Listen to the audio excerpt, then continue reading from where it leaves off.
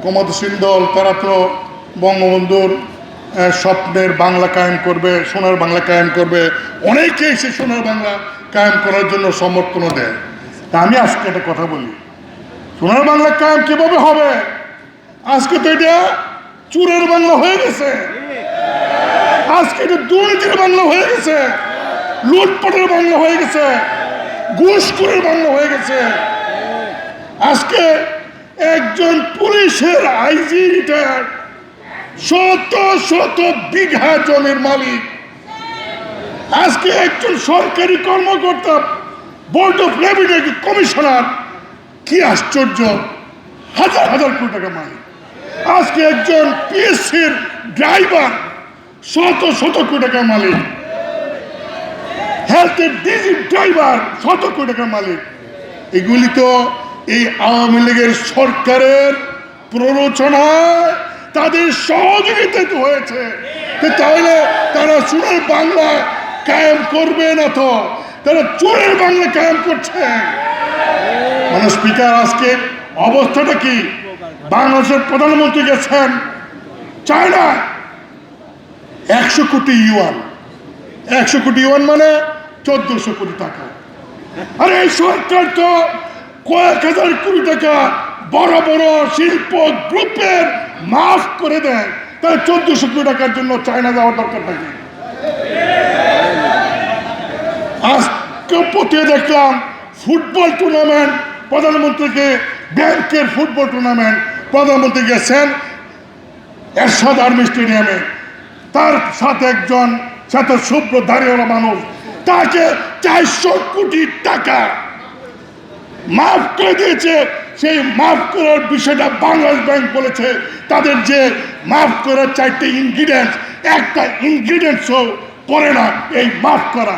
আর রাজশাহীর 10 জন কৃষককে 50,000 টাকা ঋণের জন্য কোমরে বেঁধে জেলখানায় নেওয়া হয়। এই হলো সোনার বাংলা কায়েমের লক্ষণ। মানে চেয়ারম্যান, মানুষের মধ্যে ক্ষমতাসীন দলের সম্পর্কে মানুষ এখন অনীহা, মানুষের দুঃশাসন, দুর্নীতি বা সরকারকে চায় না। বিএনপি হচ্ছে কাণ্ডারবিহীন। আপনি সাহসের সহিত রাজনীতি দেন, সারা বাংলা ঘুরেন, সমস্ত জেলায় যান, আপনার কর্মী নেতাদেরকে আপনি নির্দেশ দেন, সারা দেশে আপনি সংগঠন তৈরি করেন, মানুষের চাহিদা অনুযায়ী আগামীতে কি করবেন সেই কর্মসূচি দেন, আপনি সাকসেসফুল হবেন। আর যদি সাকসেসফুল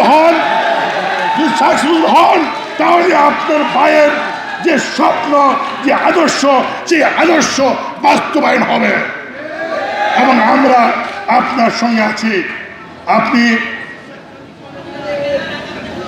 একটু চিন্তা করে দেখেন, এই দলে যে সমস্ত অনাহত ব্যক্তি, অবাঞ্ছিত ব্যক্তি যারা ছিল, তারা স্বেচ্ছায়